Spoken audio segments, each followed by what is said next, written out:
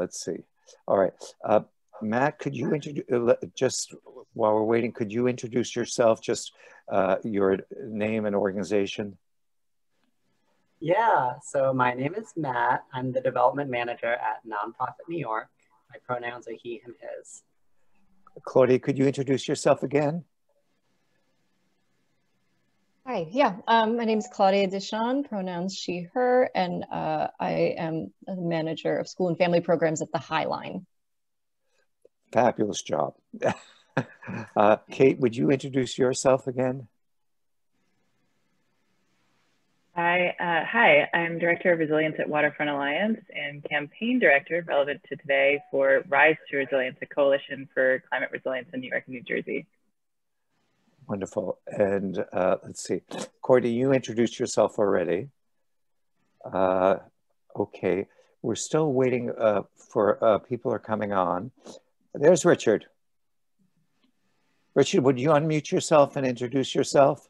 Sure.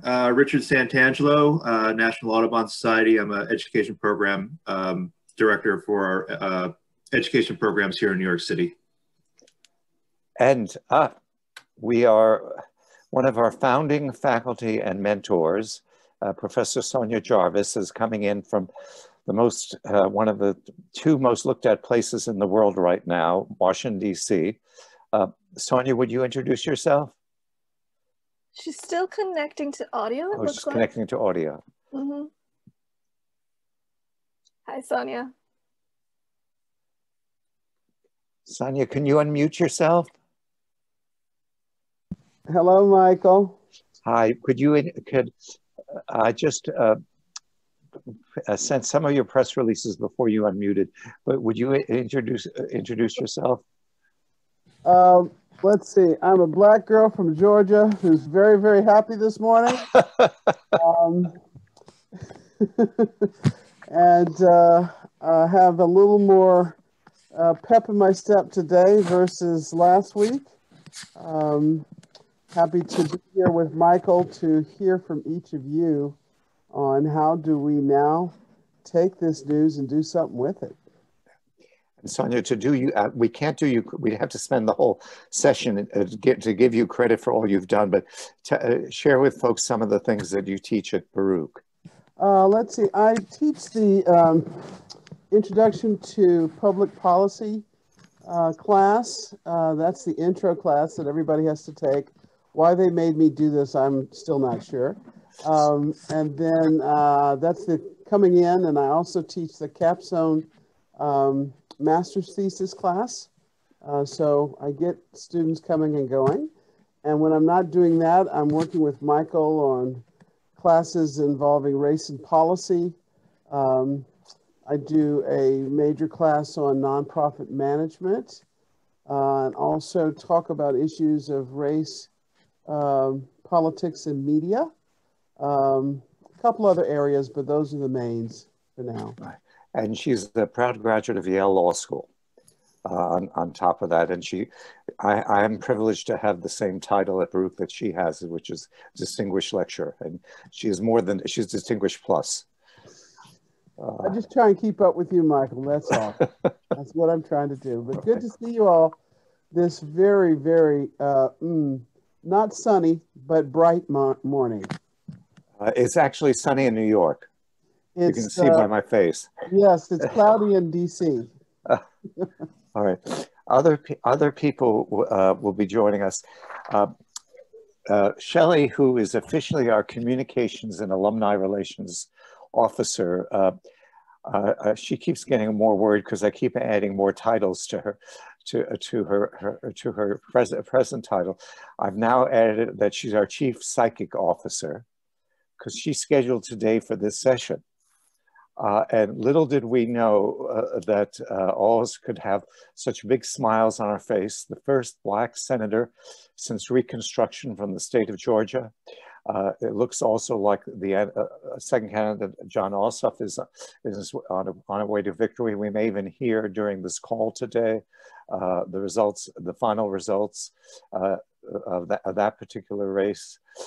At 1 p.m. today in Sonia's hometown, current hometown, will hear the Electoral College will certify the the Congress will certify the electoral vote today, and that starts at 1 p.m. So let's give a hand to Shelly for her psychic wisdom. This is a session that we've wanted to do for a long time, and we've never amassed such three fabulous resource folks and conversants on the topic. We know that we are moving more to a proactive position in terms of introducing new policies, advocating them, and so forth. And I argue that every nonprofit's birthright is to bear witness to the folks they intersect with directly, who very often their voices are not in the forefront of the public discourse, and represent them in the public policy arena. And I doubt that there's any organization among our fellows that doesn't engage in some advocacy and public policy work. And for that, we commend them and all have big smiles on our face, because we know the sun has arisen in the United States at this point on so many levels. But as we also know, we have a precious responsibility to our constituencies, whether it's a cause like Kate's organization preserving New York City's waterfront for the benefit of all New Yorkers, or it's Claudia's, which is the High Line, which is ensuring that it's a resource for all New Yorkers and that it engages in public education.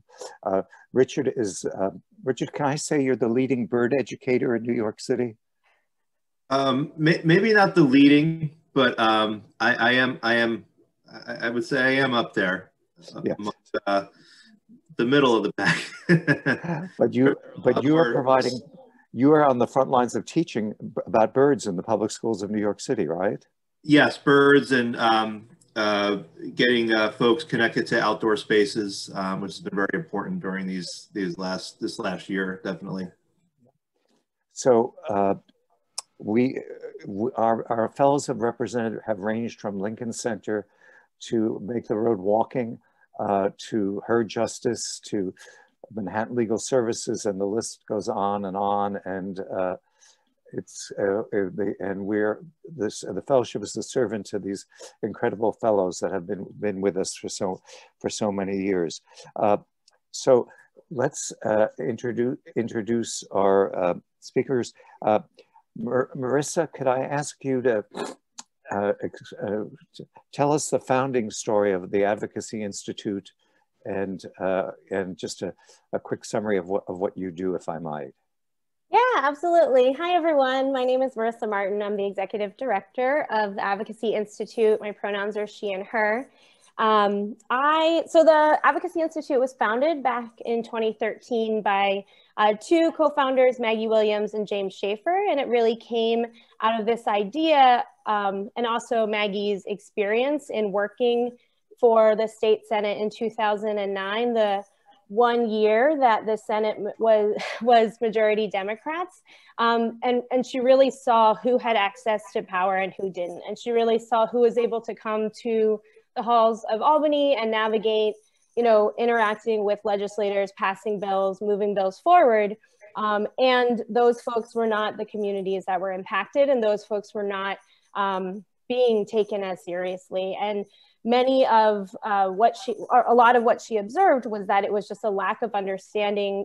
Government in so many ways is proactively opaque and inaccessible, right? And so what she was, she brought that back and collaborated with her longtime friend, James Schaefer, in thinking through how can we equip grassroots organizations, grassroots organizers to be able to effectively advocate in this manner and to be able to really show up in their full dignity and self in pushing forward the things that they care about. And so, the Advocacy Institute was very much like a startup. There was not other organizations like ours around.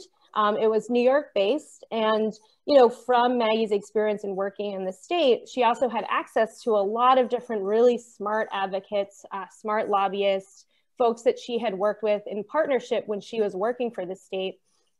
And so was able to also bring those folks into the room. And so it was really a combination of breaking down these opaque systems, everything from the timeline of the state session, right? Knowing that session has started today. The session is in, they're in Albany or virtual and starting to legislate now. And so if you are a new organization and you want to make an impact, you shouldn't be coming in for the first time in May, right? And these are just those small things that it's not made known to folks. It's not easy. So it was really breaking down those systems, thinking about tools that organizers and advocates needed. We created something called the Legislative Directory, which, all contact information for legislators is online and available. Again, they don't make it easy to sort. They don't make it easy to print. They're not really helping folks out. And so we created that database so that folks could do that.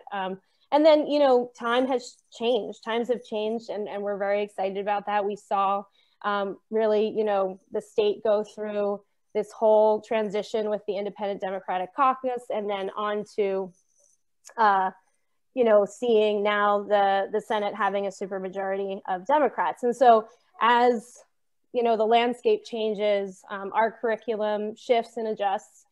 We are a membership-based organization, and so folks join us and we support their campaigns. We provide trainings, tools, strategic consulting, make connections, and a lot of what we're doing, especially this year, our focus is really on, how to lift up BIPOC-led organizations, lift up communities that are really, fighting for their own communities, equipping them with what they need so that they can really push, as well as be building power so that folks are staying informed. And, we partner with a lot of different organizations, with Human Services Council, with Nonprofit New York Civic Engagement Table, really just thinking about how can we kind of break down these barriers with communities so that, they can really just to create empowering spaces for folks to be heard and really push and hold our elected officials accountable. So these elections are super exciting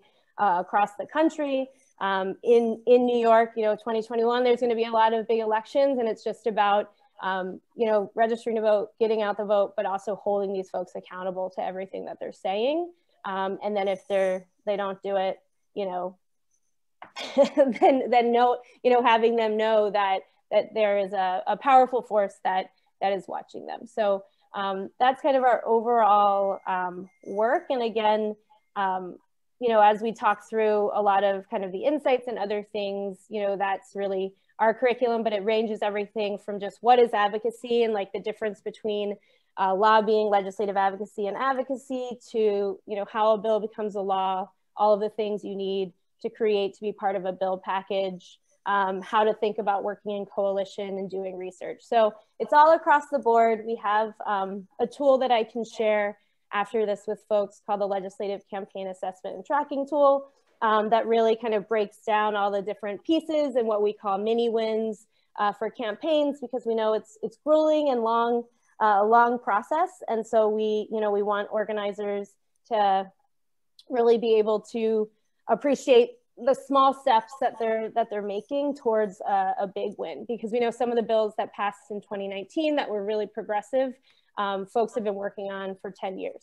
So this is something that is long-term. I think sometimes folks come in and they're like, oh, this bill doesn't pass in 1 year, the funder's upset, all these other things are happening, but that's just not realistic. And so in many cases, some cases, the right political moment is occurring and something can happen really quickly. So, and then just, one last thing is personally, I'm a social worker. I went to Hunter School of Social Work and, focused on the macro level and just believe that, have always been driven by, policy shifts and really thinking that once we can kind of change these systems that, weren't really created for a lot of us, then we'll actually be able to, to see real change. Thank you, Marissa. And Marissa has graciously agreed to do a training webinar for us sometime this winter or spring. So we'll be delighted to welcome you back. Michelle, if I could turn to you now, but Marissa did something fun. She added a personal note. So if you could ask us a personal note, just the Human Services Council, it has how many members now, Michelle? Yeah, so good morning, everyone. I'm Michelle Jackson. I'm the Executive Director of the Human Services Council. My pronouns are she, her, hers. The Human Service Council, we have over 175 members now. I've been saying 170 for years, but we got 6 more this year. So we represent human service organizations in New York City, and we do city and state policy on their behalf. And our membership is pretty broad. So human services is everything from childcare to senior services, homeless services, behavioral health, substance abuse, domestic violence, like all of the different types of human interaction services are who we represent. And we really focus our advocacy efforts at the city and state level. We were founded in like 1993 by a cohort of some of the larger nonprofits, including UJA Federation, United Way, and Children's Aid Society, because they felt that there wasn't, we are not a trade association, but we're kind of a trade association for nonprofits or for human service organizations. And they really felt like there was this gap of, you know, there's really great subsector coalitions, right? Like Homeless Services United, who obviously represents homeless services, Supportive Housing Network, those types of organizations who really focus their advocacy on different types of programs, right? Like homeless services or aging services. And then there's also really fantastic organizations that are religion-based, like Catholic Charities, or are race-based, like Hispanic Federation or CACF, which is Coalition of Asian Families and Children. I always butcher that one. But there wasn't a group that did like the systems issues that human services organizations face. So all the stuff that's like really not sexy, but if you work at a nonprofit, is like the things that keep you up at night and drive you crazy. So we really deal with how the city and state contract with human service organizations for services. New York spends over $10 billion on human services every year out to human service organizations. So that business relationship, getting paid on time. There's over 800,000 workers who are under contract across New York to provide services. Their salaries are set by government contracts. So how do we simplify government bureaucracy, make sure nonprofits have a seat at the table, that they're not just performing services on behalf of government, but they're being responsive to communities, and that they're raising up community voices to government partners. So our work has really evolved from really focusing on like procurement reform, like can we have 3 pieces of paper instead of 10, to really being a voice of the human services sector and kind of advancing the importance of human services workers and the equity issues that come along with a contracted workforce that is predominantly women and predominantly people of color. In New York City, it's 80% women and 80% people of color make up the workforce. A lot of these jobs are community-based jobs. And nonprofits are treated in a certain kind of way because of who we serve and who we are. And at the same time, nonprofits have a lot of power, more power than the people that they serve. And so we feel like at HSC, we have a real duty to push back on government policies that don't best serve communities. And so that's the work that we've been doing. And obviously over the last year, it's been all COVID all the time. And I'll talk more about that as we talk about that advocacy. You know, I am a lawyer by training. I went to Suffolk Law in Boston. I worked for nonprofits my whole life, starting with like an internship when I was 16. And when I came across the Human Service Council, I was really excited because I, in my time at nonprofits, had seen, you know, the program manager, social worker trying to figure out government contracts because there was no one else on staff who was trained, you know, to do it, and really saw the struggles of nonprofits who have this like really great idea on how to serve community. And it's like a square peg to what government is requiring and how government treats them. And so that's kind of how I came to HSC. And I've actually been at HSC for almost 14 years now. And I thought it would be my starter job out of school. And I love the community that I work in. And I'm happy to represent those organizations that are really doing the most to transform communities. So thanks so much for having me today. And Michelle, some of your members are the oldest nonprofits in the city. The Good Shepherd Services is a member, correct? Yes. As they are of Nonprofit New York, I think, too. And of course, that was the organization started by Mrs. Alexandra Hamilton that is featured in the play Hamilton, which I have tickets for 2025. Yeah, there's really great watching our executive directors go around the table and talk about some of these institutions that are, you know, someone will say we're celebrating our 100th year, and someone will say, oh, we're 125 years old, and then someone else will say we're 200 years old. I mean, some of these organizations have been around, and I have to say what's really interesting is how much they've evolved, because some of the oldest organizations in New York are orphanages, and they're certainly not orphanages anymore.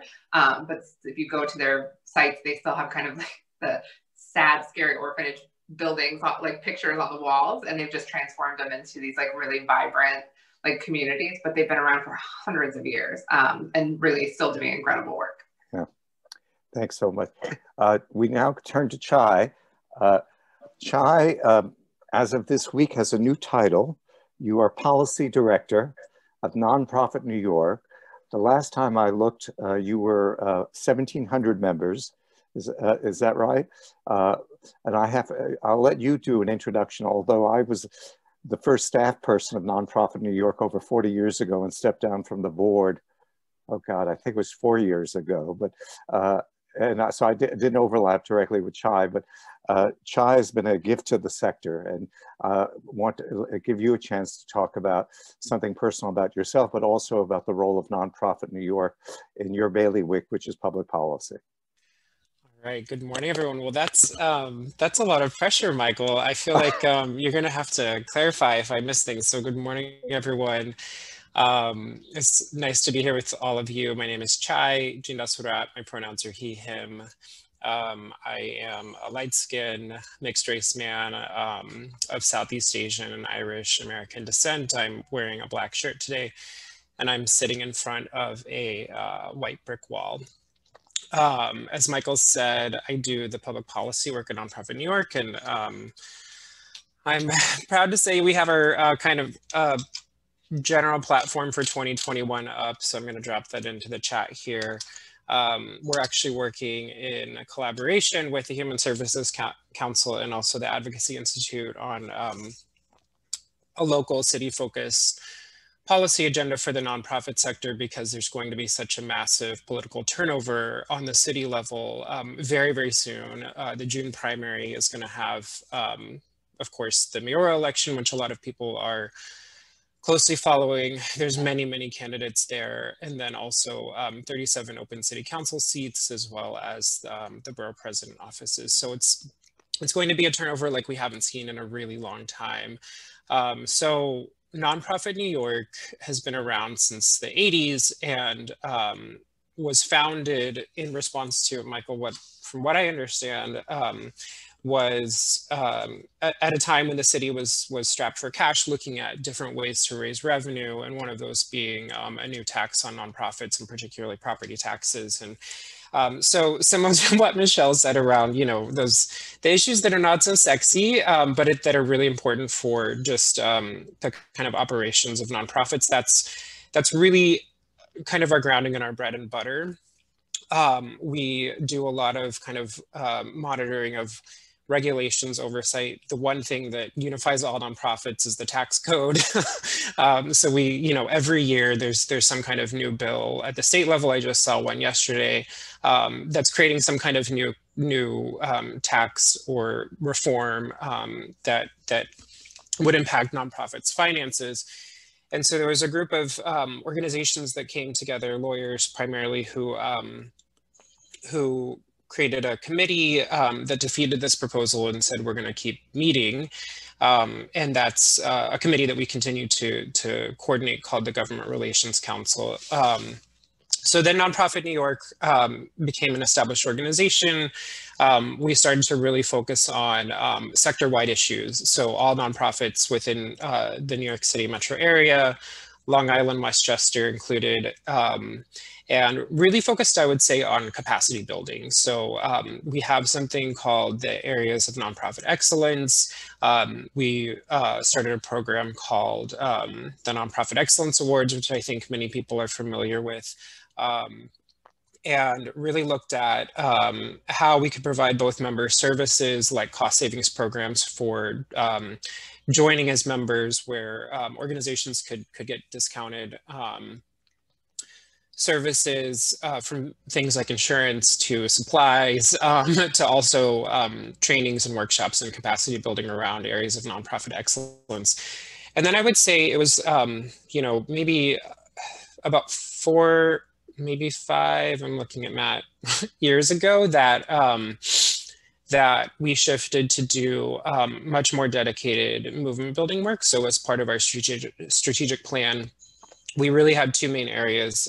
We had always done policy work from a kind of, I don't know, not necessarily behind the scenes, but from a very like technical place. So the Government Relations Council did a lot of work around improving what's called the NPCL, the not-for-profit corporation law within New York State.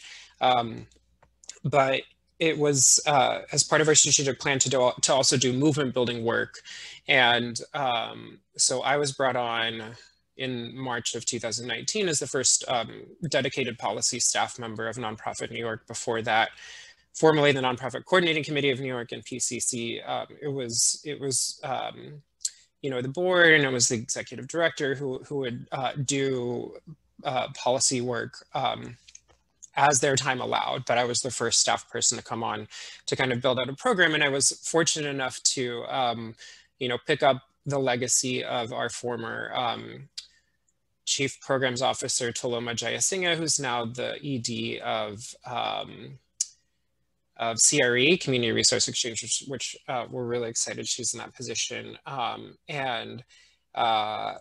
You know, the month that I came on, we released kind of our framework and our manifesto of how we wanted to advance our policy work. And so there was an action committee that worked on something called a Nonprofit Declaration of Rights.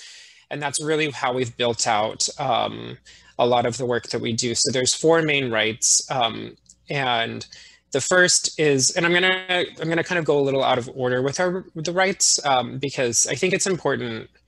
I've been doing a lot of reflecting and also just conversations with a lot of our coalition partners about the way in which we explain the role of the nonprofit sector. And so the first is that nonprofits have a right to be powerful forces for change. And I really appreciate, Michael, that you kind of grounded us in the responsibility we have to really center the experiences of the communities that we serve. And so that's, you know, we want to work towards building the power of the sector and really ultimately playing a role in helping the sector to be agents of change, agents of social change, number one. We also have a principle of nonprofits have a right to engage in advocacy. There's a lot of data out there that shows that although nonprofits are allowed to engage in advocacy, many of them do not, particularly legislative advocacy. There's a lot of kind of barriers and misconceptions about what nonprofits are allowed to do. 501c3 nonprofits, of course, are nonpartisan, which means we can't endorse candidates. And we have, there's a limit to how much lobbying we can do, but most nonprofits don't come close to hitting that limit. And we are actually able to do lobbying, but many organizations don't think that they can, which means that a lot of voices are left out of the policymaking process, which is, you know, kind of a theme that many of my panelists, co-panelists have mentioned as well. Another is that nonprofits have a right to champion equity and an equitable workforce. So, you know, as Michelle mentioned, we are a huge employer. We are $77 billion worth of the city's GDP. We're close to 10% of the economic output for the city. We employ a majority of women and people of color. And we also know that we have to look internally and we have to focus on issues of race equity within the sector, because we also know that there's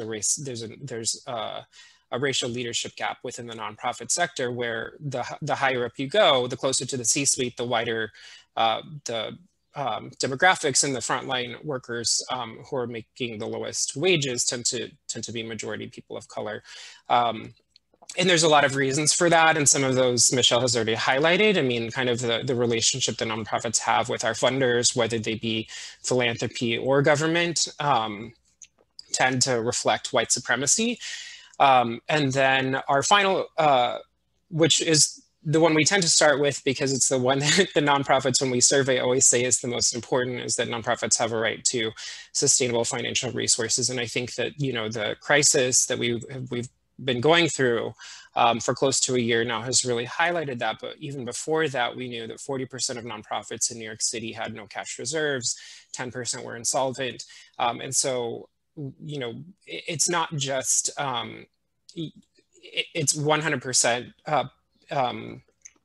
the practices of government, but also philanthropy. And it's been many years in the making that nonprofits have been able to get, even just like to change the narrative about things like the indirect ratio and, you know, measuring a nonprofit's effectiveness by how much of a dollar goes towards program versus fundraising versus administrative costs. I mean, all those kinds of things really do have a significant impact on the financial strength and health of an organization, which then, you know, impacts the workers, which impacts the communities and their mission. And so that's where I would say kind of a very high level overview of our framework. I've dropped in the link to some of our more technical positions that we'll be advancing for this year. And then I guess a personal note. So I'm a lawyer in training. I'm at CUNY's, I'm part of CUNY's part-time evening program. So I just finished my first semester. I'm in between semesters. It's been all remote. CUNY Law School. I know I'm not supposed to say this, but I actually really love law school so far. Sometimes it's a lot to be working at the same time, but it's, you know, I'm really grateful that they have the program that is accessible for people to be able to continue working. I'm a trained organizer. I got my start back. I grew up in Oklahoma, but I got my start doing LGBT organizing work back during the era, kind of between when sodomy laws were struck down and then marriage equality. Very interesting time in the movement. A lot of interesting and conflicting prioritizations. You know, it's wonderful that we won on marriage, but there's a lot of issues within the LGBTQ and queer broader community that we were focused on, like violence against LGBT people of color, particularly trans people, criminalization, profiling for sex work, survival sex work, housing, HIV, that, you know, the kind of more affluent donors didn't really want to focus on as much, which, yeah, so that's a little bit of my my background and why, you know, when I started to do anti-violence work, I was doing both direct service and outreach, and I realized that, you know, there were a lot of policies that were creating very significant barriers and leading to violence that that just really kind of inspired me to want to focus on policy and macro change. Wow, Chai, thank you so much for joining everybody here out of their busy schedules. And you didn't say anything historically inaccurate. The only thing is you neglected to mention the mayor of New York, who was responsible for attempting to apply real estate taxes to nonprofits that own their buildings, and it was Mayor Ed Koch. What we would like to do now is to turn into a conversation of the group as a whole, and just to show you that I'm so glad that Shelly again had the wisdom of taping this, because this will go out to our entire community of 300 fellows and 40 faculty and I think 50 mentors. So your voices will be heard by a much larger group than we have this morning. So we have an opportunity both on the state level and the federal level for change that we haven't had in a good number of years. What I'd like to invite you all is give us your wish list for what you would like to see the Biden administration and the new mayor coming into office do on behalf of not just our constituents, although they're first and foremost, but also for our organizations and our sector. So I didn't know, Chai, that you had already built an agenda on it, but give us your wish list of what you would like to see happen within the first 100 days of the incoming mayor and also President-elect John Biden. Like the three of us talk so much because we're partnering on the nonprofit platform at the mayoral level. But I think, so I'll say that the Human Services Council, we really focus on the local level at the city and state. And so I think what we're looking to for the Biden administration, besides leaving my own personal views of what he should do, cancel rent, cancel student debt, I have a whole list of things that he should be doing. A lot of stuff around immigration and all of that. I think from a human services perspective is, especially because of COVID, I wish my laundry list was different and more aspirational, is they need to pass another stimulus right away that has a robust, of course, like stimulus checks for individuals, but also aid to localities. New York City and state are really struggling financially, and when there are deficits at the local level, those cuts always happen on the backs of human service programs first, because we are the lowest hanging fruit. You don't cut police and fire. We're considered like discretionary spending, even when they're mandated services. So we're really looking for a stimulus package that has robust aid to localities, because aid to localities means that there is money for human services at the local level. And of course, I think we have appreciated the PPP program, which is the payment protection program that has allowed a lot of businesses, including nonprofits, to stay open and get loans, which will hopefully turn into grants. But they weren't designed with nonprofits in mind. And so it's another one of those, like, some providers have been able to make it work. So I think we first really need to see that aid to localities has a much bigger impact on our programs. And then also, Chuck Schumer had presented a bill called the HEROES Act that we were much happier with than the stimulus that we've gotten, because it also includes emergency pay, basically hazard pay for frontline workers. And we want to see, there are a lot of human services workers who have not stopped working. There are, unfortunately, human service workers who have become sick and died doing their jobs during COVID. And they work in congregate facilities. They're doing home delivered meals. They're really keeping people alive and out of the hospital system. To really important things by making sure that people who are aging or homebound have access to food, that congregate facilities are operating safely, and they are not being given any subsidies for low wages and basically being asked to come to work and risk their lives. So I think we'd like to see emergency pay for all essential workers, anyone who had to work, who did an essential job, frontline job during the pandemic, and the aid to localities. I think a new mayor, that's a much longer list. I think, I know I'm being recorded, but there have been a lot of real failings. That's okay, I don't mind.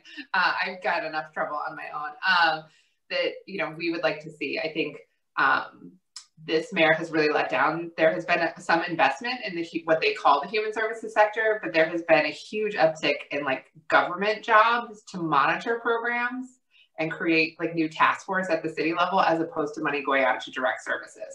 So we really need to see a sea change happen at the local level, where funding goes out to actual human services programs. And again, really focusing on the workforce. We would like to see really salary parity.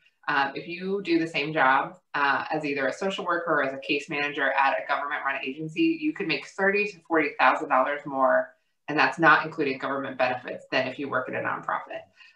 These are real community-based jobs, and we shouldn't be using taxpayer dollars to fund poverty-level wages. The average 60% of human services workers qualify for public benefits based on their salary level. And that's, you know, specific to human services, but I don't think it's that much different if you look at the whole nonprofit sector.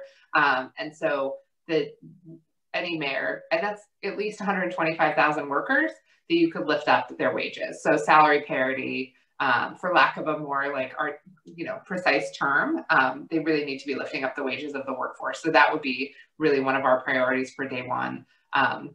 And then we also have, of course, ideas around overhauling the entire procurement system about how human services are procured, but I'll give them like 200 days for that. It's not quite so easy. But so we're looking to Washington to really provide some relief to government. And I would just also mention at the state level, we're certainly following the revenue conversation really closely.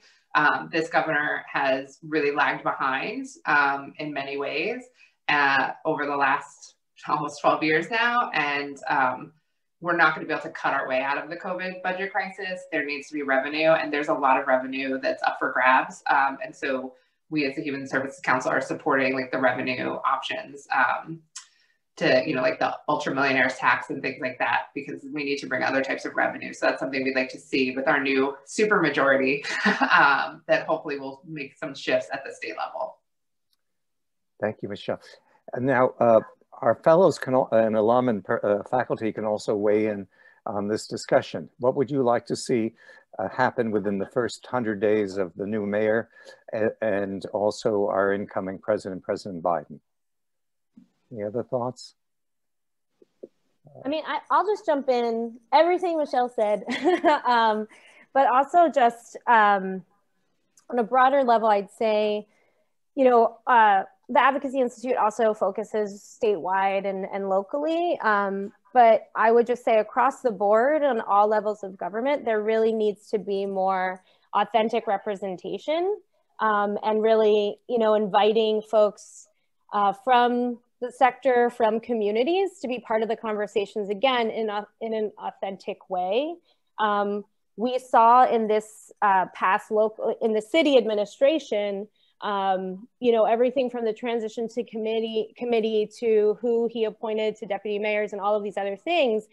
It was it seemed very diverse. It seemed very exciting. I know I was working for CACF, the Coalition for Asian American Children and Families. We were excited to see Asian American commissioners, but it was all very top level. It was all very superficial. And so, you know, seeing appointees, seeing, you know, cabinet positions, other things, really authentically listening and not just, you know, tokenizing and not just bringing in folks and having them. I mean, I think if anything, what a big takeaway, I mean, there's many lessons we should learn from the Georgia election, but people are doing the work across the country, right? And so like people are doing this work, they've been doing this work, they understand what their communities need. And so I think for the federal administration, they really need to listen. And they really need, like, you know, it wasn't a landslide, like our country is divided. And so if you really want to get out of this, right, it can't be that we all just like, okay, great, let's breathe, Biden's gonna take care of everything. I don't believe that at all. And I think that just our systems of government are just not working. And so those systems need to really shift, like, and it's exciting to see a lot of new faces in government. It's exciting to see, you know, representation, and every election you see just horrible attacks on people's identities, right? It's not even on like what their decisions have been or how they govern.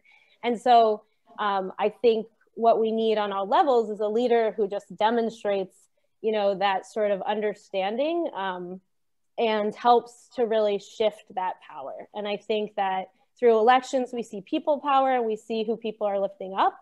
And it is up to our executives, our president, our mayor, our governor to listen to that people power and to really recognize, you know, how important that really is. So I think that it's you know, all of the policy items that Michelle was listing out and just are so key. But I think if we really want to start to tackle these really broken systems and these really, you know, these systems that were built to oppress, then that is a tall job for, you know, for Joe Biden to do, and for any mayor to do. But I think that is how we're actually going to see that, right? Because if we continue to just fight for scraps, fight for, like, you know, a little bit more money for our workers, a little bit more money, like it's distracting from the larger, where like there are still just a great number of people in this country that are people have deeply benefited through this pandemic. People are making money. And so just sort of, how is it that that is our system, right? And so I just think that it's important to also think about that as we're advocating for policies and as we're like pushing forward things. And I think often a lesson that I've seen is like in the first 100 days, that is so much pressure. And it's just this sort of culture that we've adopted. Even with jobs, it's like your first 90 days, you know, like however you perform, that's like how you're gonna be. But it's just like, we also can't rush it, right? It's so important to lay kind of the infrastructure, to do the thinking, to be listening to the communities so that you could make really impactful change that then doesn't have to be like rolled back or re-legislated because you left something out and you forgot that actually by using this language, it's deeply hurtful. Kate, if I could call on you, the Reverend Raphael Warnock announced this morning, he used the term environmental justice, which was amazing that he did that. What do you hope to see in terms of both the incoming mayor and President-elect Biden about what he would be a green vision for you? Yeah, I was actually about to make a very specific pitch for the mayoral level / council, so that I think would benefit many of our constituents in this room. And then also, I will say that at the federal level, there's about 85 plus rules and regs, especially with air pollution and cumulative impacts, that we need to put back on the table. So there's a lot of work just catching up. But I'm excited by the pick of Regan for the head of the EPA. That's certainly a step in the right direction. Somebody that actually does have background with cumulative impacts, not just those, and that's like urban pollution, not just the big overall carbon dioxide pollution that I think affects, you know, globally. Locally, I think, you know, we were in the process as an organization coalition writing a letter to the speaker to put back on the table a bill that would create a comprehensive resilience plan for New York City. You know, that bill was very incomplete and didn't have much in it, and we were hoping to amend it and get something more comprehensive that would address risks to climate change, equity, and how we budget for capital projects, and really looking at comprehensive risks from displacement to actual physical risks. So we're talking about housing affordability as much as we're talking about sea levels rising. The speaker, actually, the day that we were going to send that letter, came out with a very sweeping proposal, and it's wonky, but I think it's really worth a look because it's officially a bill to require a comprehensive long-term plan, but it's far more than that. It would set up a whole suite of indicators that any capital budgeting process has to go through, including displacement. It's really exciting, and it's something that I think touches much of our work, from actual, you know, equitable distribution of capital infrastructure to thinking about zoning and land use, which is certainly something that affects us all, and to climate. So I'm pretty excited about that. I hope the next mayor will take that up as a major sweeping reform of the way that land use has disproportionately benefited special interests and not really thought about in a comprehensive way. It's very ad hoc the way we do zoning, and it's very easy to exploit. I was struck, I went to the Moynihan train station on last Saturday, the second day, and how in fact this is supposed to be the train station in the future, and there was no green certification at all. And struck me, how could such a massive public-private infrastructure not even think of green elements when they created something that we know will be with us for a very long time. Claudia, what would be your hopes, both on the city and the federal level, in terms of the wonderful contributions that the High Line and the Friends of the High Line do? Thank you for asking me, Michael. And my cat's here, so I apologize in advance for whatever he does. You saw mine, right? Yeah, I was like, okay, good. I'm in good company. You know, as I'm listening to everybody talk, I was thinking less maybe about what this meant for the High Line or how the High Line would approach this topic, but I was thinking more specifically about my work and my backgrounds. Like my background's in studio art. I come to work in education and nonprofits from an art background. So when one of the panelists was talking about how opaque policy is, or how opaque governance and like the bureaucracy of governance is, I experienced that personally. There are some artists who are like super with it when it comes to that stuff. I just don't happen to be one of them.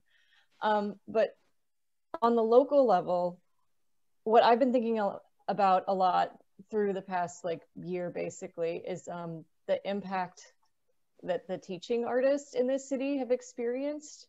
A little louder if you could. Oh, sorry. Can you hear me now? Yeah. I was just saying that I've been thinking a lot about basically the teaching artist workforce in New York City and how they've experienced this moment. They already lived in like precarity by nature of working contract to contract. And I found as an administrator that I often was put in the position at different organizations I've worked at for having to advocate for these jobs, always having to like fight for them, having to like try to explain to people like, you know, there's a 2-month gap between these contracts. This person cannot survive between these 2 months. And I know the problem. I'm not sure what the solution is, but my thoughts just now are there should be policies supporting organizations that are like employing these people and like trying to carve out jobs that that are sustainable so that someone can pursue their art, which makes the city a richer place to be and feeds into all of the important cultural impacts of this city. I can't tell you how many people who used to be teaching artists are now exhibiting at the Whitney and at MoMA and at these institutions that we think of as provide the hallmarks of what culture is in this city. And a lot of them were scrappy and worked for the smaller institutions and were working with kids in our schools, like all over the city. At least that's the work I do, so that's how I think of it. And I think that organizations who are supporting those people and providing that work could be supported more in it, because I find that often we're having to fight for those jobs, having to fight to defend them. And we all saw, I think about cultural institutions again, because that's my background, but we saw cultural institutions systematically lay off people, not even fulfill the contracts that they were promised because they can, basically, and they shouldn't be able to do that. I know a lot of teaching artists personally who've left the city because they're like, this isn't sustainable. I can't be here anymore. It's very sad to me. Courtney, this is getting into your bailiwick as well. What would your wishes be? I cannot echo Claudia's enough. As a teaching artist recently turned full-time with the added responsibilities of arts administration, that resonates so deeply with me. And Sonia, thank you for what you gave earlier, because that just has me all warm and tingly to thinking about the leverage of arts and education, and how folks like us are, attempting to advance our knowledge across all kinds of sectors that offer human services, in order to kind of bring the necessity of policy change to the forefront around those services of the providers themselves. And so I think in addition to what Claudia mentioned, for me, education reform is huge, both at the local and the federal level. And being able to get into schools early, because in my personal work with early learners, I find that often while we are impacting young people directly, we are also working to impact the inequities in systems that affect their caregivers, those teachers, those school professionals, the parents, the administrators, and they are in oppressed systems as well. And so the earlier that we can get in, the better we can provide advanced education. You know, our young people can grow up in systems that work for and with them rather than working against them. So that's a hugely important platform for me. Thanks, Michael. Yeah. I mean, for me, one of the most soulful places I've had in the last 4 years is in our cultural offerings in New York City. You know, that they've been places where I feel revived, and yes, it's been entertaining, but it's been more food for the soul. And I think that I mean, 54,000 unemployed actors in New York City currently. I mean, and the economic impact. And of course, Jai, I don't know if you're following this. It was legislation introduced in New York State to provide special relief to theatrical organizations in New York. Do you know anything more about that? Not that specific bill, but I would say that, you know, I'm just having so many memories of early on in the pandemic, and it's true. I mean, I think, you know, at Nonprofit New York, we strive to be sector wide, and there's always more to learn. And I really appreciate when our members and the sector hold us accountable to that. So I feel like I've learned a lot about arts and culture business issues over the past year, as well as environmental.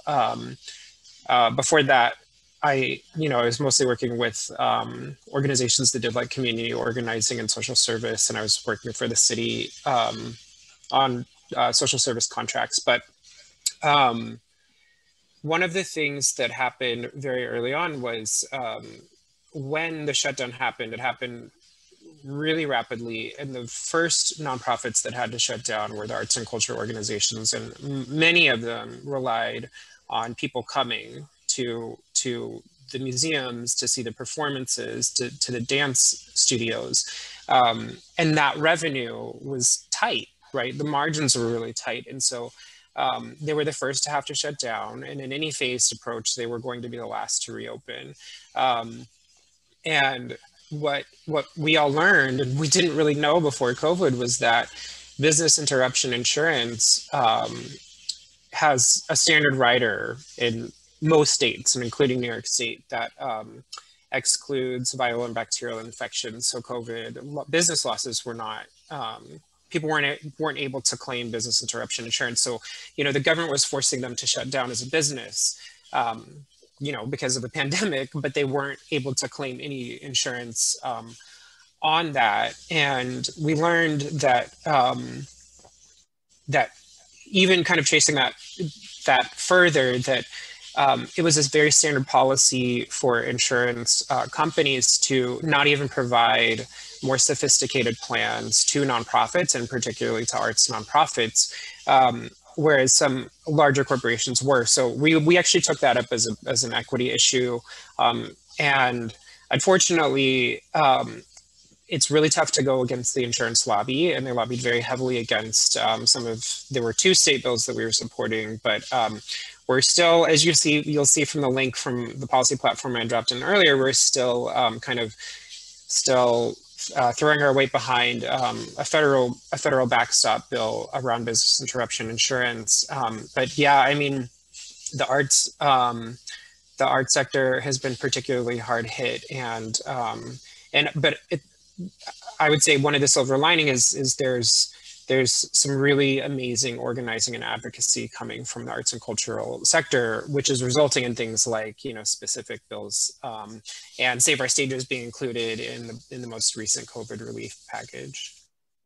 One thing that I observed that I hope somebody will write up as a case study is that very often in the arts field, organizations feel they're in competition. You know, and I've seen it in nonprofit theaters, and they have come together now that every Monday, major art, Claudia, you know about this, arts executive directors convene, and plus other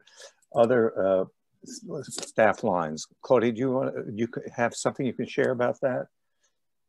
I snuck on that call and was told and kind of got booted off of it, but because it's for executive directors, which I'm not, but the cultural institutions group, and I think they've expanded it so that other nonprofits that don't fit that criteria can come into it too.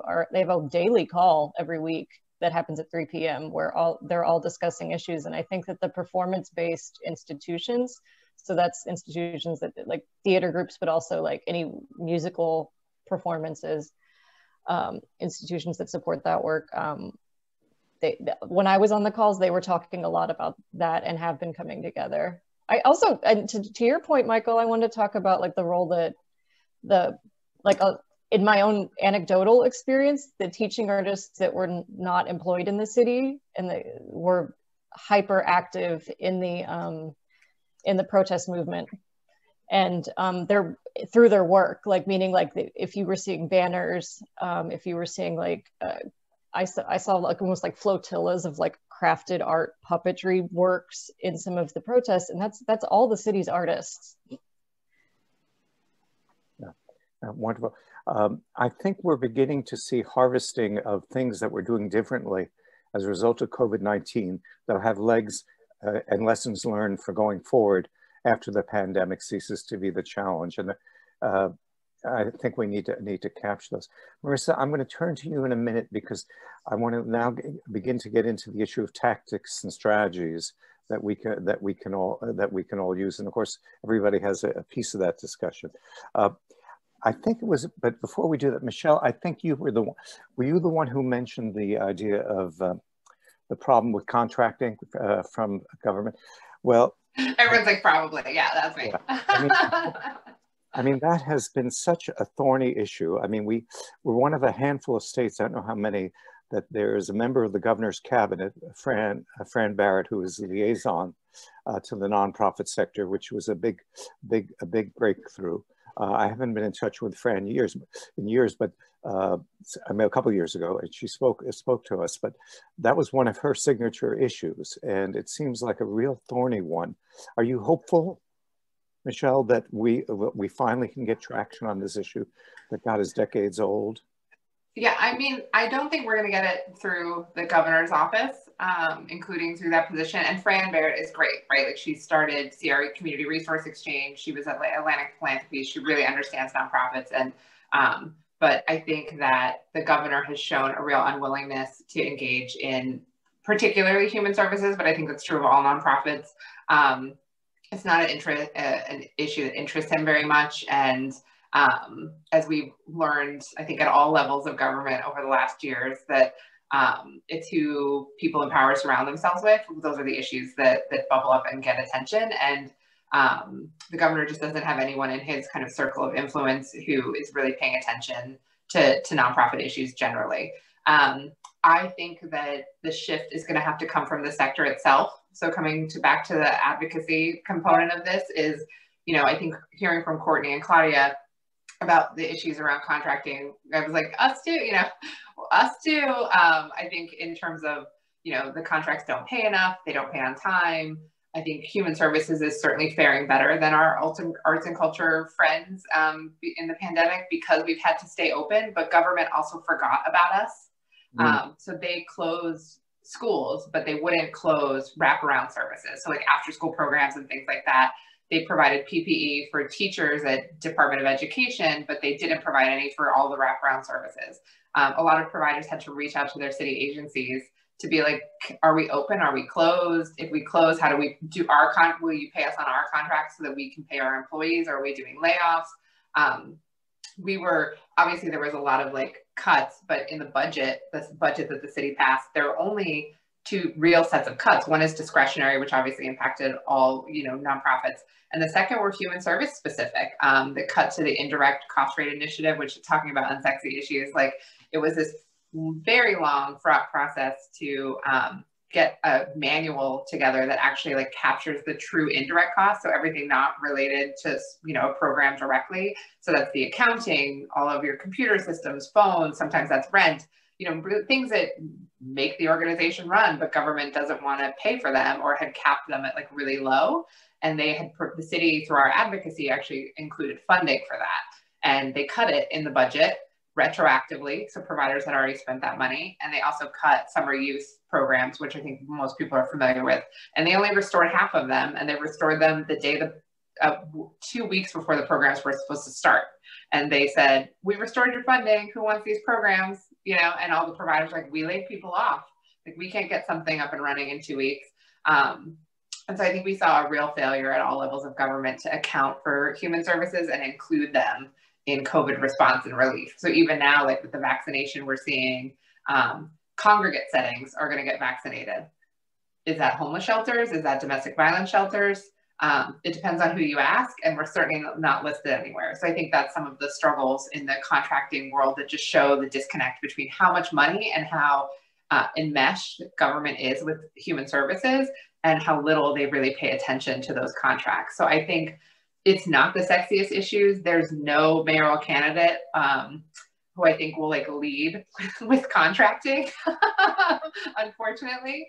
So I think what it really comes down to is organizing, and that's a role for the Human Services Council, and also one of the many reasons we're partnering with the Advocacy Institute and Nonprofit New York on like this platform is there has to be a lot of public pressure applied to make this issue matter. And I think that comes down to human service providers saying no. Like my idea for like a Just Say No campaign, like we have to stop taking these terrible contracts and really start holding the city and state accountable for the system that they've created. And not individual nonprofits are put in this really untenable position, which is like take a shitty contract that doesn't pay their workers a fair wage and doesn't really transform the community, or like not take it and not serve their community. And so there needs to be what HSC is trying to do with our partners is like build that political will to let, it's not up to individual providers to make that decision.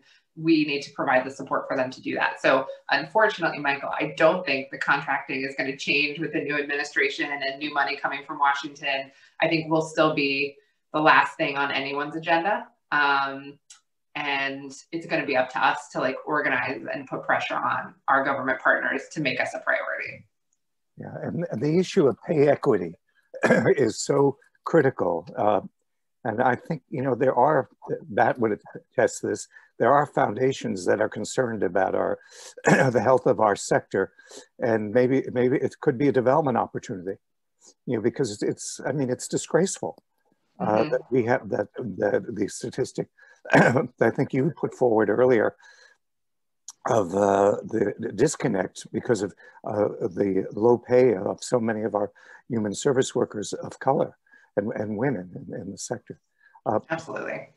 Sonia, do you want to add anything? I know you could write a book, what you would like, about the incoming president and the incoming mayor, but what are some of the top things that you would like to see early on in both administrations? Let's see. I guess to start with is to recognize that it's going to be a very contentious election with so many people who have already announced that they're running. I'm already tired. And they haven't even started yet. So that's number one. Secondly, that also provides an opportunity with more voices coming forward to make sure that the city is debating the right things, if that makes sense. Another area I would encourage each of your groups to consider how best to engage the candidates in is this question of not simply returning to normal. I keep hearing that so often because we all want it desperately, but to instead view this time as how do we make it better when everything's back to being open, and every sector of the nonprofit community can do what it does best, because of not only budget cuts, but also just the general lack of income and money. That's had a dramatic impact on every nonprofit group, because why? We depend on donations in order to do the work that we do, aside from any particular contract that a group might receive from the city. So it's not simply, okay, we're back in the game. It's much more, what do we have to do for you and each of your organizations to best assist your clients that you're working with every day when they are still facing dramatic issues that are not going to disappear overnight. We know that this recovery is going to take 2 to 4 years, not 1 to 3 years, because everything has been so much more complicated than we thought. Not only are we now looking at yet another strain of this terrible virus that's going to push back our efforts to move forward, but it's against that backdrop that I see a role, such an important role for nonprofit groups in providing hope, just hope, and making sure that our local officials understand that groups need more help now, not 5 years from now, but right now, and that you have the ability to help those most in need survive this period. So Michael and I don't have to remind you of your missions. You know your missions. You're living at that mission. And even though we have to do it in a different way than normal, we're still trying our best to work with you and our students to provide that extra energy that's going to move us further forward, not only as a city, but as a nation. So I see that this is about digging deeper, but also asking explicitly for more aid. This is not a time for being politically correct. This is a time for demanding, this group needs this now. What are you as a candidate going to do to help us make that happen? I don't want to hear about nice words. I'm much more interested in good deeds. And how do we as a sector do that? And then you guys have to tell us, how can academics and those who are in a position of having access to the media help you? What messages do you want us to help you get out that are, of course, those directed directly at your respective communities, but I'm saying across the board. I remember, it's year end, we're just in a new year. I always do my contributions at the end of the year. It's just a habit. I've tried to do that monthly thing. It doesn't work for me. I'm much more focused on who am I trying to help most. So, for example, I've always contributed to food banks in DC, but now I find the need to contribute to food banks around the country because of the food insecurity is just one of the 50 pressing issues we could talk about for the next 3 hours.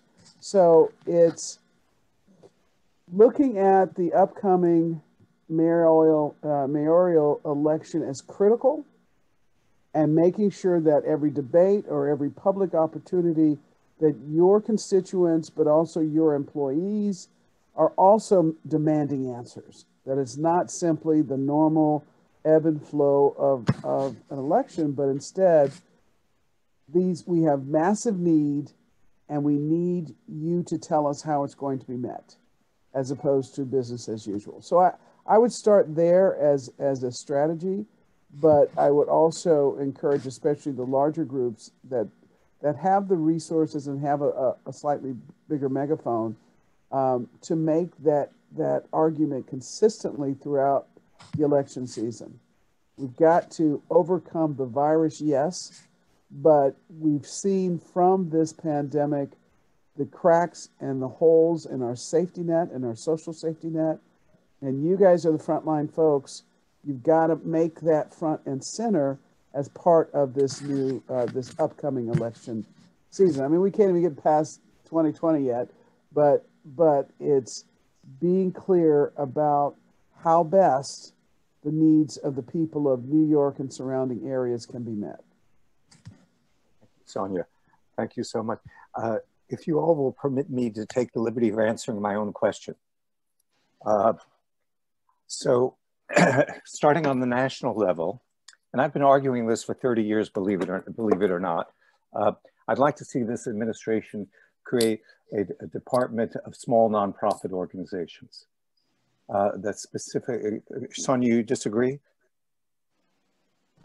I just don't see it happening right away, Michael. I'm not saying it can't.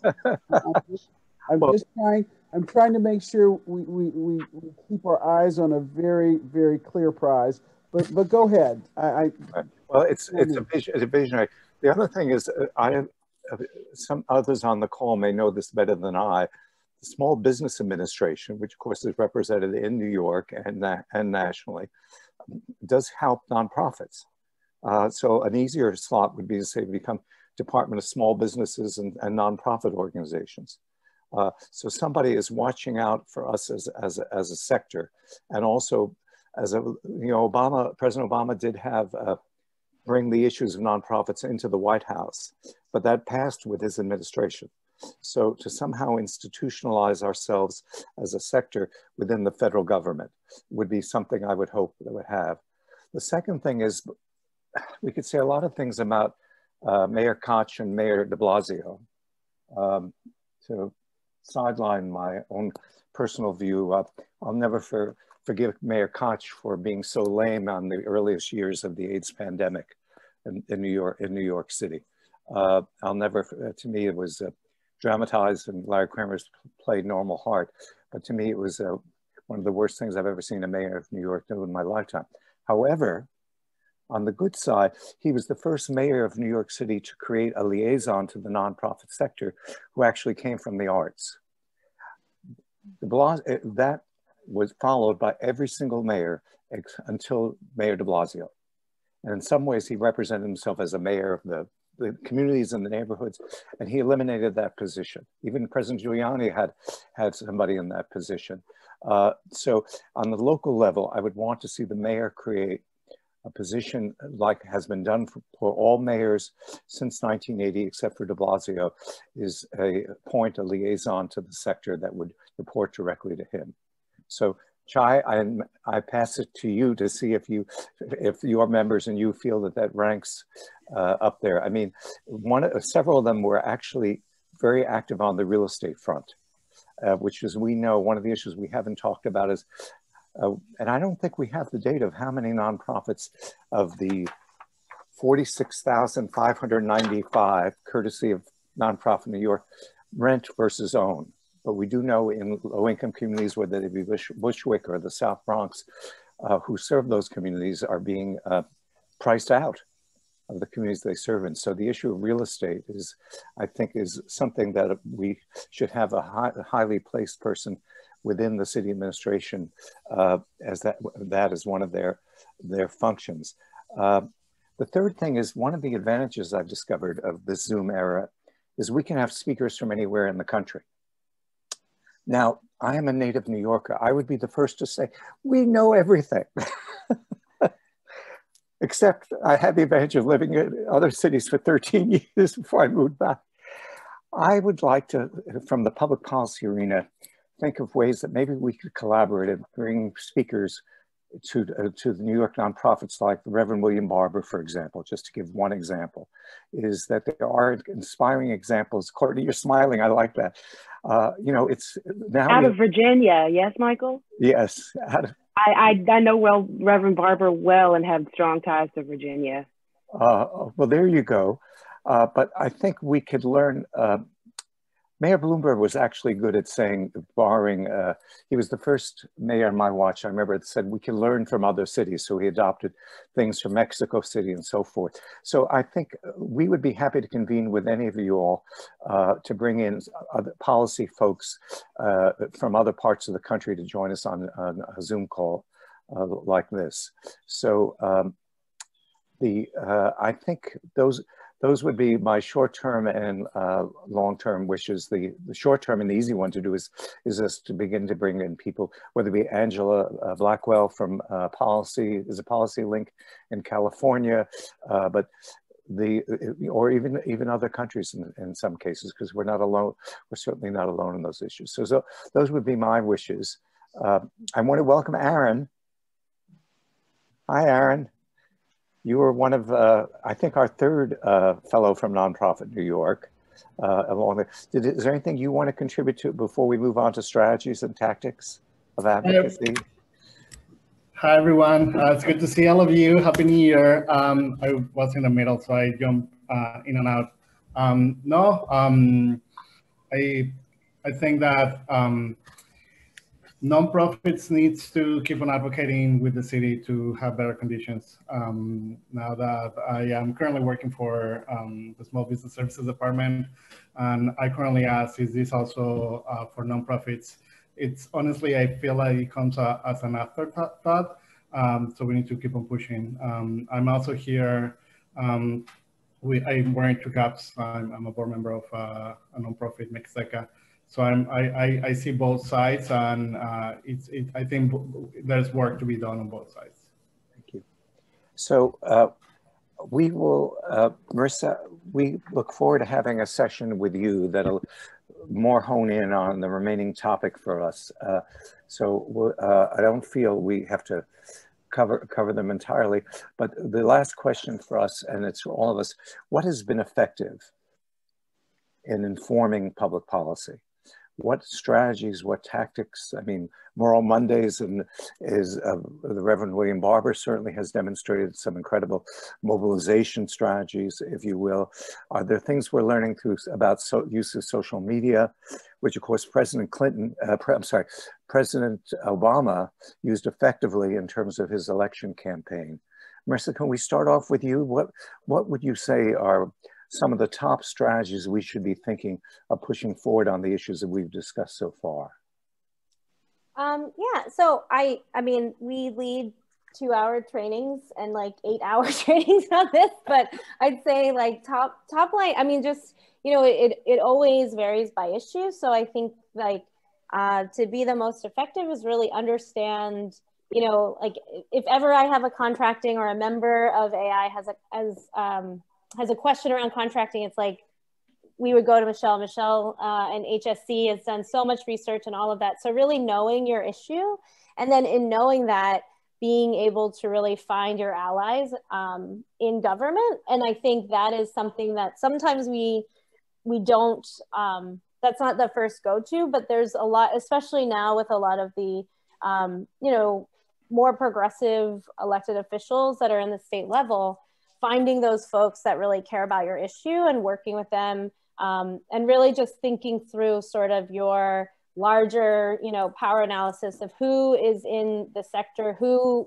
you know, other nonprofits, other sectors, other people who really care about your issue, as well as elected officials, so that you can really think through your strategy and get on the same page. I think, and because when you have that, then you're really able to inform, you know, decision makers. I mean, just for the timeliness of the 2021 elections, I would say something we're continuously letting folks know is like, now is the time. I mean, I think at this point, it's 39 city council members are leaving, or, you know, termed out or leaving. And so getting to know the folks who are running for those offices, educating them a lot. Like so often our nonprofits and us, we know the issues better than some of the new elected officials that are coming in. And there are so many different issues that, you know, one elected official can't possibly come in and know that, right? Someone might run on understanding, you know, immigration issues, but they may have no idea the childcare issues, right? Or no idea about after school issues. So just educating folks is really important so that you can really be smart in how you're engaging. And then of course, just like why we were created is really understanding how to navigate the system. So not not creating more work for yourself if there are other coalitions that are doing the work. Like so often I'll talk to someone and they're like, I have a really great idea and I care a lot about this issue. And I'm like, hey, do you know that there's a whole coalition that's doing this, right? And have you connected with them to talk to them about if what your specific ask is aligns with them? And that just really helps build power, right? And I think that power is, what pushes change and what gets people to listen to you. As Michelle was talking about with this mayoral candidates forum, we're all coming together. We're all member organizations, Nonprofit New York and HSC, hundreds of members, thousands of members. We have 40 members. And so like bringing together folks, around a common interest and ensuring that we all have similar messaging. I think what I've seen a lot is if we don't do that work at the front end, what often can happen is elected officials can divide you. And they can say like, oh, well, your message is a little different than their message, or have you heard of this group that's doing this? And so just, in terms of your advocacy strategies, finding those who align with you. Some people won't align with you, but being aware of who they are as well and being prepared to speak to that as to why you're not necessarily working together. And just being able to enter in at the perfect time. Like, I believe advocacy is year round. I mean, especially with the city, but for the state, it's like, if you're trying to build a new relationship, you don't do that on the first day of session, right? You build a relationship over the summer on the downtime. You can build relationship with staff members. You can build relationship with central staff. Like, there's a lot of different entry points. And so it's really based on, in all of our trainings, it's based on what is your campaign, what is your agenda, and what fits for you best, right? And helping organizations really think about their own capacity, think about what their end goal is and where they can sort of plug in.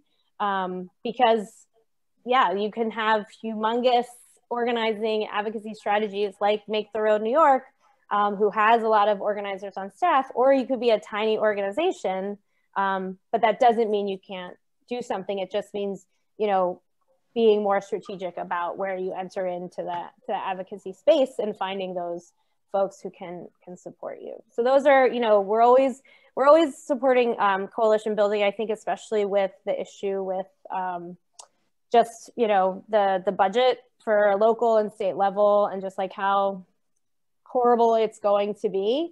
The more you can find folks to work in coalition with, the better, because there just isn't and I've spoken to several legislators and they're like, there will be we can't even entertain conversations about any new initiatives, new money when there's just, we need money, right? And so it's just, if you're, a lot of organizations are refraining or maybe their boards aren't happy about the revenue raisers, but essentially that's what they're pushing through because that's what they need. If the state doesn't have more money, then they're not going to, as many people pointed out, they failed. And I think, I love Sonia's point where now is the time to be bold, right? The norm wasn't working. the norm was still had, increasing, over 65,000 homeless people in New York City. The norm was not okay. And so how do we, as people are thinking about how to shift that, how do we be bold? How do we push that?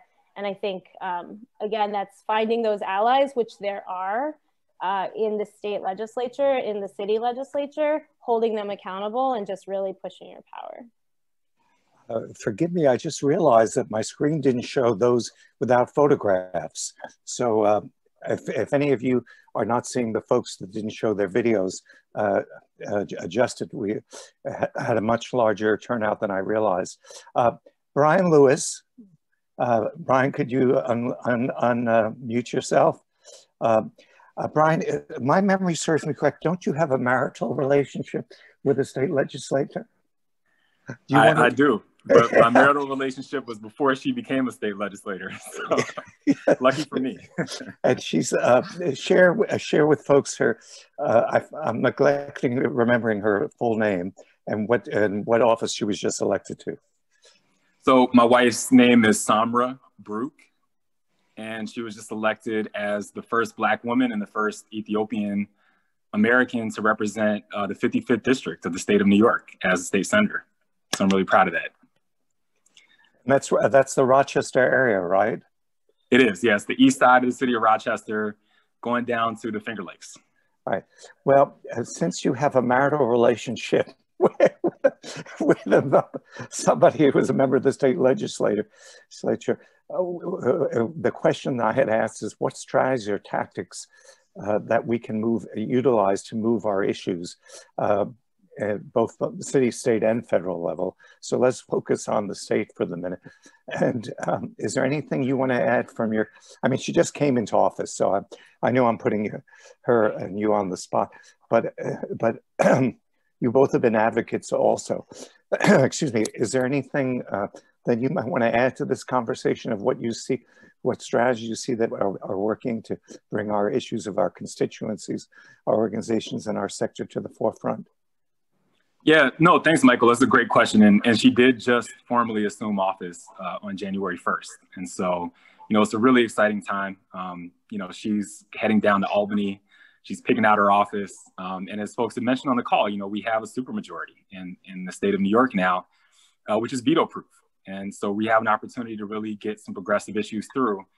And, you know, at the top of her agenda are the issues that have plagued us prior to this pandemic. So healthcare and education. And so she's going to be pushing and fighting really hard for those things. She just found out yesterday that she's going to be the chair of the mental health committee, which is also really exciting for her to be a freshman senator, to be chairing a really important committee such as mental health. So, you know, in thinking about effective strategies, I think that, you know, everything that everyone's been saying is spot on. You know, I think, you know, from a personal level, since we are talking about, you know, personal relationships and my relationship with my wife is a personal one and not a professional one. You know, what I've seen, you know, from the moment that she decided to run until she got into office is that, and I think everyone on this call knows this and has been testifying to this, politics is a machine. It is a very well-oiled machine. And, you know, the only way that we get representatives who reflect our interests and our values as nonprofit professionals, as human service leaders, as people who care about issues such as mass incarceration, such as a defunct healthcare and education system that is not meeting the needs of the most vulnerable. The only way that we get representatives who reflect those values that we all have is to empower them and to, you know, encourage them to run, to give them the skills and the training that they need to run, to fund them. It does take money, you know, to get into politics, unfortunately. And until we fix that system and we do real campaign finance reform, you know, we need to raise money and we need to give money to those politicians that want to be represented, because there's a lot of money, you know, within the machine, you know, from all parties, from all sides, that keep real progressive people out of politics. And I saw that firsthand. And, you know, and I won't name names or get into the nitty gritty of that too much, but it was a real uphill battle for her as someone who had never served in office before, as someone who was not part of that machine, to get into the position where she's in. But she did it, and she did it with the support of people like you all who are on this call. So, you know, it takes that. We have to support those people. We have to train them. We have to fund them. And then once they get in, they have to stay committed to, you know, making the changes that we all want to have happen. And so, you know, then we have to continue to hold those people accountable when they make it into office. I think that, you know, from a professional standpoint, from the work that we do at Exalt, you know, one thing that we found to be effective that also does mirror that is that starting very, very young, you know, starting at the age of teenagers or earlier, we need to get our young people to be politically conscious. We need to get our young people to be trained in issues that impact them and affect them. One thing that we did in Exalt was we took a cohort of our young people and we worked with the Children's Defense Fund and Children Aid to train them, to send them to Albany, to talk to state legislators. This was back in 2016. And we were talking about Raise the Age. And we worked with coalitions, sister organizations like Youth Represent to get our young people conscious of what Raise the Age is, of why it's something that they should care about, to talk to state legislators about that issue. It was a little demoralizing for them. I remember, you know, they got trained, they were all excited, they went up to Albany, and they came back to us and they said, they're not listening to us. These people are not listening to us. This is before the supermajority, right? This is before anyone even thought Raise the Age could pass as an issue. And despite the fact that they were frustrated, it was such an empowering experience for them. And it did help build momentum to raise the age passed. And it did happen, right? And I'll never forget, you know, when after they went up there and they lobbied and they did all this stuff, they even created a interdisciplinary performance piece about it. And after they did all this and it didn't pass and it didn't get part of the budget, the following year when it did, the young people came into our office just so bright and so live. They said, we did this. We got this thing done, right? And they did, you know, and I think for them to see those kind of political victories at the age of 16, 17, 18, to know that they impacted those issues, you know, that's our bench, right? Those are the people who are going to go and become elected officials, go on to continue to push for the mayors, the state legislators, the governors, the presidents of today and tomorrow, to continue to reflect the issues that we need to have represented in our community. So I think that's also really important. Thank you, Brian. You remind me of the issue which we haven't talked about. Who are our allies and our messengers beyond our predictable circles? And for those of you who may remember, God knows Sonia and I lived through it, the drug laws instituted under Governor Nelson Rockefeller, which were really a terrible thing to get rid of. And the Correctional Association in New York did something I thought was so fascinating. They sent a nun, oops, sorry. Can you hear me? Yeah, they sent a nun who was the woman's chaplain at Rikers Island Prison, Sister Marion DeFay, to go to Albany and testify against the Nelson Rockefeller laws. So she, and you know, when a nun speaks in front of the state legislature, you know, that has some extra weight to it. So in a way, I'm sure, Marissa, you've seen this. So who are the, on the surface may not be the natural allies, but, you know, and where's the business community on some of these issues? You know, so I think one lesson I would say is to think broadly beyond the likely allies to be some of our messengers. Now we are joined, I didn't see you on before, Darwin Davis, who is one of our founding faculty and mentors, a founder of Black Agency Executives. And I could spend an hour giving him a proper introduction, but he's a good friend. Darwin, what have you seen? Are you there, Darwin? Yes, I am. Oh, good, welcome. You are part of a historical point of view here. What, in your perspective, when you think of successful strategies and tactics that we've used to advocate in the past, which ones do you think might have continuing currency? Well, you know, some of them have been touched upon, and I'd like to deepen maybe two or three of them. One, and I'm sure Michelle has more current data than this, but several years ago, the nonprofit sector, and I'm talking about the human service entities represented by Human Services Council, employed 1 out of 9 people in New York City. That is a position of strength that needs to lead in any of the advocacy, legislative, policy discussions, that we are not just an add-on or addition, but we are essential to the lifeblood of New York. So that 1 in 9 might be 1 in 8 now. I'm not sure. I'm sure Michelle can correct the record on that. Secondly, with all the development that continues to go on, I think the idea of affordable space, both for nonprofits and for small businesses, might sound like an unlikely alliance, but again, you know, you look at the restaurant industry in this town, and how many people are going to be unemployed if they continue some of the ridiculous policies they currently have, right? And so where is that space that we can provide service to? The notion that there's not enough money is always the cry of the legislature, city, federal, state. I don't think we can afford to accept that, because we know from experience that not having our services is far more expensive. Homelessness is more expensive than shelters.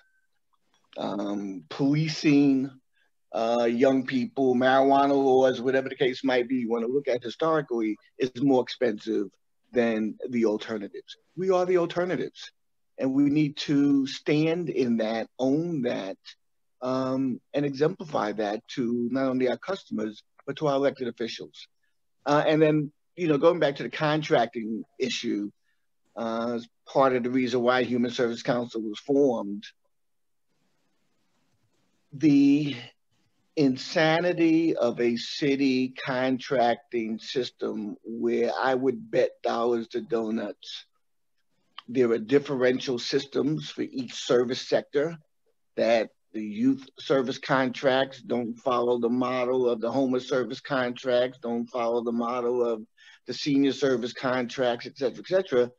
Those kind of things are infrastructure fixes that sanity should prevail and help get them fixed. And all these issues, I think, are able to unify coalitions and advocacy groups to make those kinds of changes. So I'll just stop there. And I should have mentioned, unless Michelle wants to mention it, that Darwin was one of the previous executive directors of the Human Services Council, and we're delighted to have him on the call. Now that I see your names, we're getting close to, well, first of all, let Shelly or me know if this is developed, if you have a greater appetite for having some continuing discussions or presentations or speakers in our future programs. And of course, we hope to collaborate with the wonderful organizations that have joined us today as resources. Carol, Melanie, Leah, Alex, Luis, is there anything you want to add? I've just started seeing your names about 10 minutes ago. Anything you want to add to this discussion and how we can move our issues and our constituencies further in the front of decision makers in public policy? Any of you want to add anything? You'll have to unmute yourself. Hey everybody, hi, my name is Alex. I got on a bit later, had a ton of internet issues this morning. I was happy to be here. I think that all of the expertise on the call was just so insightful. So just want to say thank you to everybody that spoke. And I would just, I think, echo a lot of what was said. I think that maybe one piece, and maybe Brian alluded to this, I also work with Brian at Exalt. And I think it's really, leveraging the folks that are most impacted by these issues that we care about to really move things. I think a lot of my work, involves, working with judges and district attorneys and defense attorneys, right, to move young people forward or out of the criminal justice system. And that also has a lot of political elements right to it. And so I think when I always think about the successes and some of the key consistencies across the board in terms of judges, attorneys, district attorneys coming together, and agreeing in any particular situation. It was the stories, of young people. And so I literally remember we had a young person in Exalt, who was looking at a very serious open court case. And that young person, was doing very well, was working at the, actually, I think working at the Innocence Project for his internship site. And, we shared that, with the court. But this young person also was an artist and, had a voice that echoed something like Trey Songz. And, we also, talked about that, right, in the update to the court. And it was more about, who this young person was. And the judge, long story short, accepted an offer to actually hear that young person sing in court. And I don't know if anyone of you have ever been to, a criminal court case and can recall hearing somebody singing in front of a judge. But that did happen, and it was a part of like a larger effort to really have the work speak for itself, right? And it's easy to have conversations, right, with folks who are important decisions and talk about what you want to do and what you hope for. But what are the things, the driving things that really, really move people? And I think that it is the folks that we are doing the work for. I think it that it is the participants themselves or the folks that we are providing services for to kind of get them, in that fight as much as possible. Yeah, so that's all I would add. And again, thank you all so much, and Happy New Year, everybody. Thank you so much, Alex, and thank you for joining us. The power of those stories and of those messengers can't be underestimated. So let us know if you have ideas of future speakers or conversants or topics where we can dig deeper. We will be working with Marissa and the Advocacy Institute with a follow-up session. We look forward to working more closely with Human Services Council and, of course, as always, nonprofit New York. Let me just ask Marissa, Michelle, and Chai, is there any closing thoughts or comments you want, all of you want to make in the time that's left? Chai, can we start with you? So many great things said that I want to respond to, but not enough time. So yeah, we're figuring out the whole Office of Nonprofit. There's not consensus, but we'll let you know what we end up with as our coalition. Yeah, I mean, I would just say, the fundamentals of campaign strategy and organizing, build your base of directly affected communities, do your issue identification, do your power mapping, your targets, and figure out your strategy. And I think the most basic elements of the strategy have to do with the message. I would say both as an organizer and working for the city, like the message is key, and elected officials really respond to media and to stories. Get your data and your analysis down, so you're going to have things ready to go, because legislators really like it when you can give them legislation to introduce. And when you realize that you can become a go-to and build that relationship, it's really good, and then show your power. So I mean, many times it's a numbers game. Like, people want to know how many people support whatever you're proposing, if there's folks in their district or organizations in their district.